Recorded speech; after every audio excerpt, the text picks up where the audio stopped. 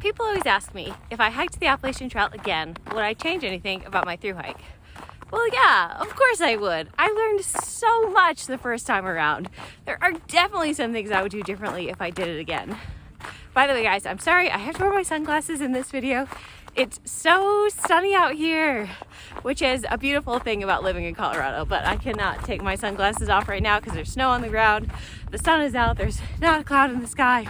What a beautiful day. So my apologies. By the way, hello from North Table Mountain in Golden, Colorado. So let's go through some of these things that I would change if I did it again. Number one, I would not make any plans to get off the trail for any reason. When I went the first time around, I got off the trail for a music festival. I went to Bonnaroo with my friends from DC. And while it was fun, I was so into trail culture at the time, and I had a trail family that I wanted to stick with, that it ended up being kind of stressful. Like, I had to get off the trail for a few days. They were ahead of me. I had to do all these big miles to catch up. I didn't know if I would be able to catch up.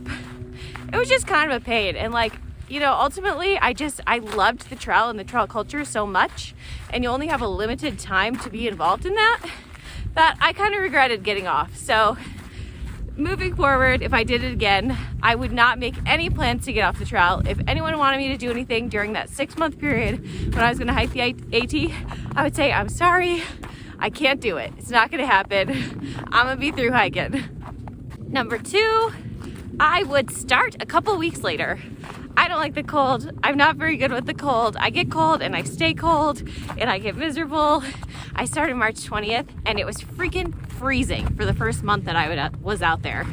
I was wearing all my clothes to bed, had a 0-degree sleeping bag, had to buy a sleeping bag liner. It was tough. It was tough on morale. I mean, you guys know I loved the entire AT so much. So it's not like I wanted to get off or anything, but oh boy, was I waiting for spring to arrive. So I would just do myself a favor in the future and I would just start the trail a couple of weeks later. Number four, I would treat my body better. I would eat more nutritious foods. I would be sure to take rest when I needed it. I would take a multivitamin every day. I would take an iron pill every day. I would drink electrolytes. I would try to really properly fuel my body. Just generally take better care of it, because you are putting your body through a lot out there.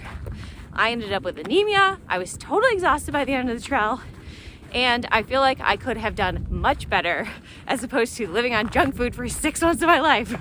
So if I did it again, I would do better. Number three, I'd go at my own pace. I'd hike my own hike. I was with the trail family for most of the trail, who I totally loved so much. They're amazing people, most of them, with the exception of one or two, who I don't speak to anymore.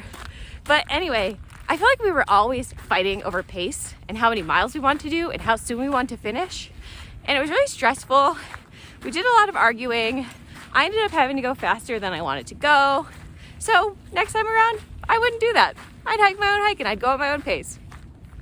I would also carry lighter gear. My stuff was way too heavy on the AT. My winter backpack was about 36 or 37 pounds, fully loaded. Summer was a little bit lighter, but not light enough.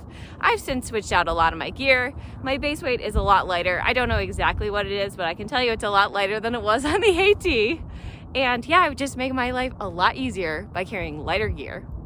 And along those same lines, I would train for my hike ahead of time.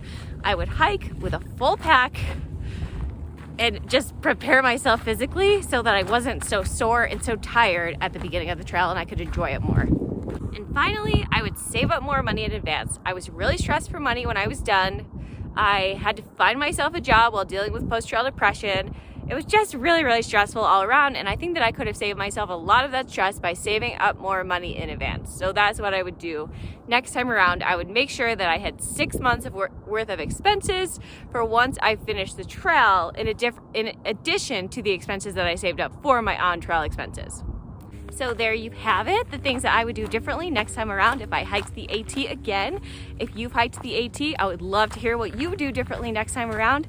Guys, don't forget to like this video if you got some value out of it. Subscribe to my channel for more hiking, backpacking, AT, and Colorado content. And I'll talk to y'all next time.